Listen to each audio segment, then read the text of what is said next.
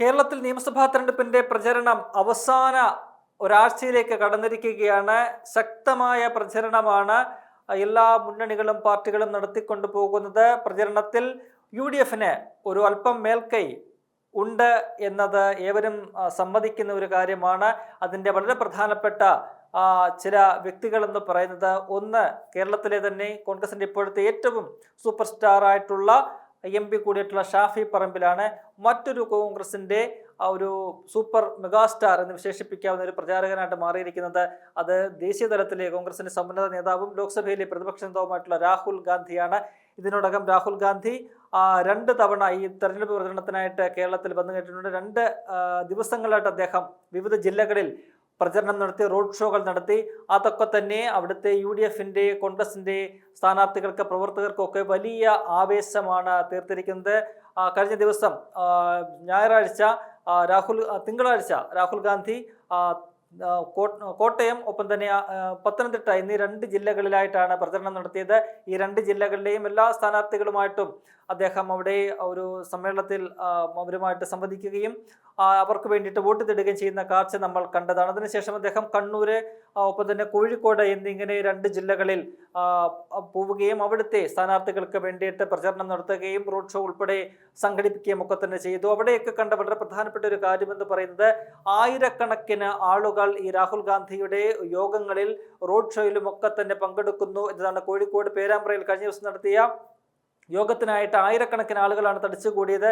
ഒരു ഘട്ടത്തിൽ അവിടെ ഉണ്ടായിരുന്ന ഷാഫി പറമ്പിൽ MPക്ക് അവിടെ കൂടിയിരിക്കുന്ന ആളുകളോട് അഭ്യർത്ഥിക്കേണ്ട വന്നു, ബാരിക്കേഡ് നിങ്ങൾ മറിച്ചിടരുത്. അത്തരത്തിൽ ബാരിക്കേഡ് തകർത്തുകൊണ്ട് ഒരു സ്റ്റാമ്പേഡ് ഉണ്ടാകാവുന്ന തരത്തിൽ വലിയൊരു ആൾക്കൂട്ടം അവിടെ തടിച്ചുകൂടിയിരുന്നു. അതുകൊണ്ട് തന്നെ ആണ് ഷാഫി പറമ്പിൽ അത്തരമൊരു കാര്യം മൈക്കിലൂടെ അഭ്യർത്ഥിക്കേണ്ടി വന്നത്.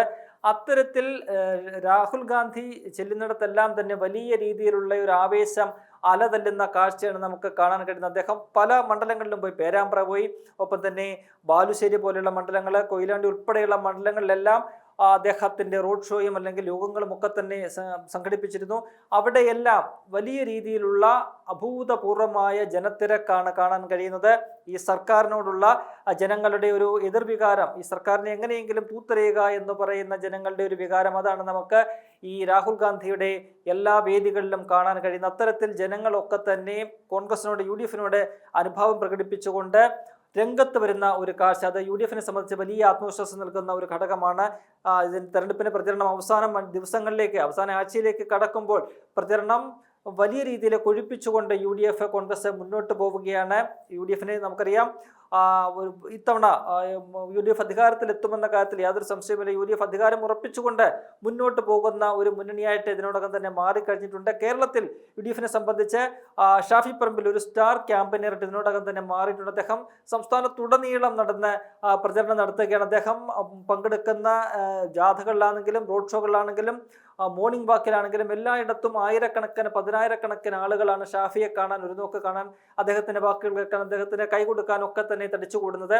അതിന് തൊട്ടു പിന്നാലെയാണ് രാഹുൽ ഗാന്ധിയും കേരളത്തിലേക്ക് വന്ന് ഇത്തരം ഒരു വലിയ ഒരു ആവേശം അലതല്ലുന്ന ഒരു കാഴ്ച നമുക്ക് കാണാൻ കഴിയുന്നത്. എന്തായാലും UDFനെ സംബന്ധിച്ച് ഈ 2 താരങ്ങളും അവർ വ്യക്തിപരമായിട്ട് ഒരു വലിയ രീതിയിൽ അത് ഓരോ സ്ഥലങ്ങളിലും ശക്തമായിട്ടുള്ള സ്വാധീനമുള്ള നേതാക്കളാണ്, അല്ലെങ്കിൽ ജനങ്ങളെ കയ്യിലെടുക്കാൻ കഴിയുന്ന, ജനക്കൂട്ടത്തെ സൃഷ്ടിക്കാൻ കഴിയുന്ന ക്രൗഡ് പുള്ളേഴ്സ് ആയിട്ടുള്ള നേതാക്കളാണ്. അവരുടെ ആ ഒരു സാന്നിധ്യം അത് കോൺഗ്രസിന്, UDFന് വലിയ ആവേശമാണ്, അല്ലെങ്കിൽ വലിയൊരു ആത്മവിശ്വാസമാണ് സൃഷ്ടിക്കുന്നത്. എന്തായാലും രാഹുൽ ഗാന്ധിയുടെ ആ വരവ് 2 ദിവസങ്ങളായിട്ട് അദ്ദേഹം മധ്യ കേരളത്തിലും വടക്കൻ കേരളത്തിലുമായിട്ട് 4 ജില്ലകളിൽ അദ്ദേഹത്തിൻ്റെ സാന്നിധ്യം നമുക്ക് അവിടെ ഉണ്ടായിട്ടുണ്ട്. അത് വലിയ രീതിയിൽ ഈ 2ഇടങ്ങളിലും ശക്തമായിട്ട് UDFന് അത് ഗുണകരമാകുമെന്ന് തന്നെ വിലയിരുത്തപ്പെടുന്നു. പ്രത്യേകിച്ചും വടക്കൻ മലബാറിൽ അവിടെ ഈ പറയുന്ന പോലെ ന്യൂനപക്ഷങ്ങളുടെ വോട്ടുകളുടെ ഒരു ഏകീകരണം ഇത്തവണ UDFന് അനുകൂലമായിട്ടുണ്ടാകും എന്ന് നേരത്തെ തന്നെ വിലയിരുത്തപ്പെട്ടിരുന്നു. അതിനിടയ്ക്കാണ് ദേശീയ തലത്തിൽ തന്നെ RSSനെതിരെ, സംഘപരിവാറിനെതിരെ, BJPക്കെതിരെ ശക്തിയുക്തം പോരാടുന്ന രാഹുൽ ഗാന്ധി വരികയും അവിടെ ഈ പറയുന്ന പോലെ മോദിക്കെതിരെയും പിണറായി വിജയനെതിരെയും ശക്തമായ വിമർശനങ്ങൾ ഉന്നയിക്കുകയും ചെയ്യുന്നത്. അപ്പോൾ അത് ന്യൂനപക്ഷങ്ങൾക്കിടയിൽ കൂടുതൽ UDFന് ഒരു സ്വീകാര്യത നേടിക്കൊടുക്കുമെന്ന കാര്യത്തിൽ സംശയമില്ല. അദ്ദേഹം ഈ 2 ദിവസങ്ങളിലായിട്ട് സംസാരിച്ചപ്പോഴൊക്കെ തന്നെ അദ്ദേഹം എടുത്തു പറഞ്ഞ വളരെ പ്രധാനപ്പെട്ട ഒരു കാര്യമെന്ന് പറയുന്നത് കേരളത്തിലെ CPM BJP ഡീലിനെ കുറിച്ചാണ്.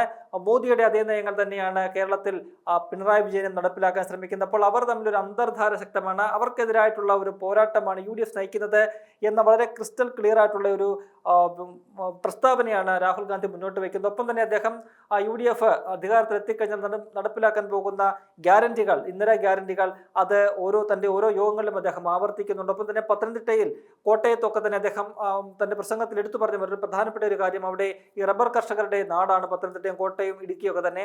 അവിടെ ഈ പറയുന്ന റബ്ബറിന്റെ താങ്ങുവില അത് വർദ്ധിപ്പിക്കും, തങ്ങൾ അധികാരത്തിൽ എത്തിക്കഴിഞ്ഞാൽ അത് വർദ്ധിപ്പിക്കുമെന്നൊരു വാഗ്ദാനം കൂടി അദ്ദേഹം ആ ജനതയ്ക്ക്, മലയോര ജനതയ്ക്ക് നൽകുന്നുണ്ട്. അതൊക്കെ തന്നെ കോൺഗ്രസിന്, UDFന് വലിയൊരു സ്വീകാര്യത പൊതുസമൂഹത്തിൽ അതാത് വിഭാഗങ്ങൾക്കിടയിൽ നേടിയെടുക്കുന്നതിന് വളരെ നിർണായകമായി മാറുന്നുണ്ട് എന്നാണ് നമുക്ക് കാണാൻ കഴിയുന്നത്. എന്തായാലും രാഹുൽ ഗാന്ധി കേരളത്തിലെത്തി, അത് വലിയൊരു തരംഗമായിട്ട് മാറിക്കഴിഞ്ഞു. വരും ദിനങ്ങളിൽ പ്രിയങ്ക ഗാന്ധി ഉൾപ്പെടെയുള്ള കൂടുതൽ താരപ്രചാരകർ കേരളത്തിലേക്ക് UDFനും കോൺഗ്രസിനും വേണ്ടി എത്തും. അതുകൂടി കഴിയുമ്പോൾ കോൺഗ്രസിന്റെ ആവേശം, ഒരു തെരഞ്ഞെടുപ്പ് ആവേശം കൂടുതൽ പാരമ്യത്തിലേക്ക് എത്തും. അവസാന ദിനങ്ങളിലേക്ക് പോകുമ്പോൾ കൂടുതൽ ശക്തരായിട്ടുള്ള നേതാക്കളെയും പ്രചാരകരെയും ഒക്കെ തന്നെ രംഗത്തിറക്കി കളം നിറയാനാണ് UDFും കോൺഗ്രസും ഇപ്പോൾ ആലോചിക്കുന്നത്.